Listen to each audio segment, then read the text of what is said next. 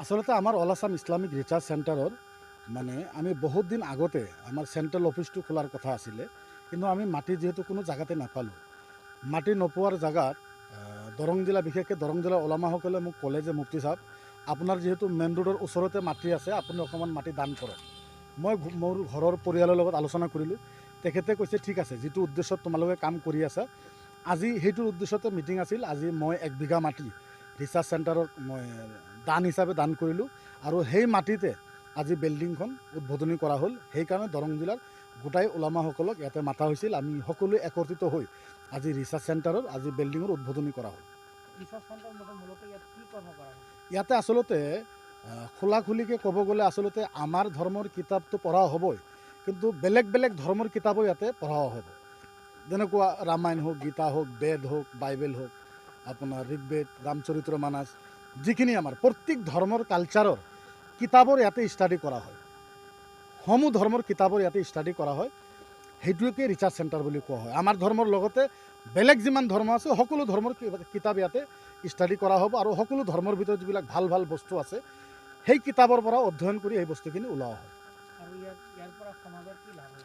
ইয়াৰ পৰা সমাজৰ লাভ এটাই হ'ব, ভাতৃত্ববোধটো আমাৰ ভিতৰত বেছি হ'ব। ভাতৃত্ববোধ, কাৰণ আপুনি যদি জানে, আপুনি যদি ৰামায়ণ পঢ়ে, আপুনি ৰামায়ণ পঢ়িলে ৰামায়ণৰ ভক্ত হৈ যাব।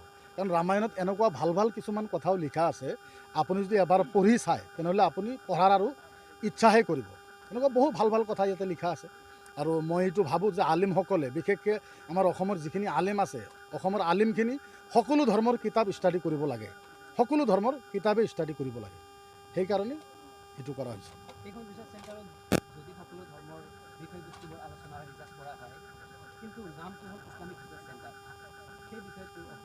নাই নাই নাই, কৰিছোঁ যিহেতু আমি যিহেতু ইছলাম ধৰ্মৰ মানুহ যিহেতু আমি কৰিছোঁ, গতিকে আমি কৰিলেতো আমাৰ ধৰ্মৰ নামটোৱে দিম, ইছলামিক নামটোৱে আমি দিম। কিন্তু ইছলামিক দিলেই যে তাতে পঢ়িব নোৱাৰি এনেকুৱা কোনো কথা নাই। বহুত কিতাপ ষ্টাডি কৰিব পাৰে।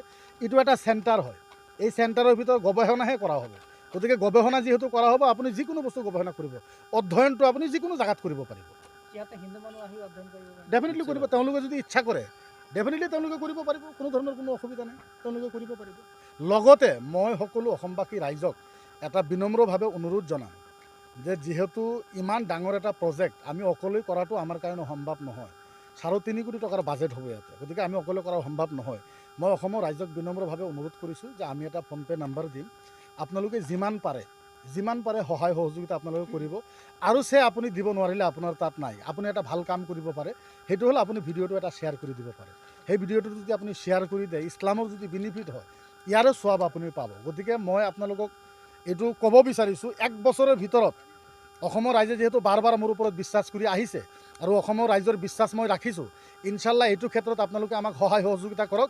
1 বছৰৰ ভিতৰত ইয়াৰ ফল অসমৰ ৰাইজে পাব, আৰু এনেকুৱা ফল পাব, মইতো ভাবোঁ বহু দিনলৈ এই ফলটোৰ বস্তুটো নামটো জীয়াই থাকিব ইনশাআল্লাহ।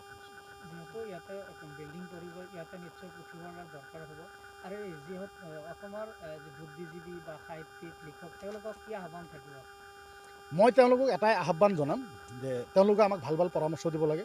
আমিও তেওঁলোকৰ ওচৰত যাম, আমিও তেওঁলোকৰ ওচৰত যাই পৰামৰ্শ ল'ম। তেওঁলোকেও আমাক ভাল ভাল পৰামৰ্শ দিব লাগে, যাতে আমি সমাজখন আগুৱাই লৈ যাব পাৰোঁ।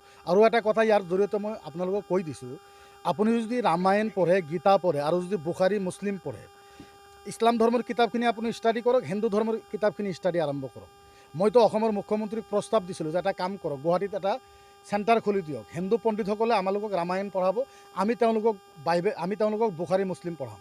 এই দুটা ধৰ্মৰ মানুহে যদি, এটা ধৰ্মৰ মানুহ আন ধৰ্মৰ কিতাপ যদি ৰিচাৰ্চ কৰে, তাৰ পিছদিনৰ পৰা অসমৰ ভিতৰত ভাতৃত্ববোধ হৈ যাব। আৰু হিন্দু মুছলমানৰ সংঘাতটো যদি শেষ হৈ যায় না, অসমটো সোণৰ অসম হৈ যাব। মইতো কওঁ, মানুহে কয় যে অসম পিছপৰা ৰাজ্য, মইতো কওঁ অসমৰ নিচিনা ভাল ৰাজ্য মই আজি তাৰিখ পৰ্যন্ত দেখাই পোৱা নাই। ভাৰতবৰ্ষৰ ভিতৰত আটাইতকৈ ভাল ৰাজ্য যদি আছে সেইটো হ'ল অসম। কিন্তু ইয়াতে এটা বস্তুৰ কমি আছে, সেইটো হ'ল মৰম আৰু মহব্বত আৰু ভালপোৱা। গতিকে হিন্দু মুছলমানৰ যিদিনা মৰম আৰু মহব্বত, ভালপোৱা, মহব্বত যেতিয়া হৈ যাব না, আপুনি চাব অসম ক'ৰ পৰা ক'লৈ যায়। গতিকে ভাতৃত্ববোধটো আনাৰ কাৰণে আমি এই চেষ্টাটো কৰি আছোঁ। আমি সকলো ধৰ্মৰ কিতাপ ষ্টাডি কৰিম আৰু ষ্টাডি শিকাম ইনশাল্লাহ সকলোকে। গতিকে অসমৰ ৰাইজে আমাক সহায় সহযোগিতা আগবঢ়াব লাগে ইনশাল্লাহ। ধন্যবাদ। আসসালামু আলাইকুম।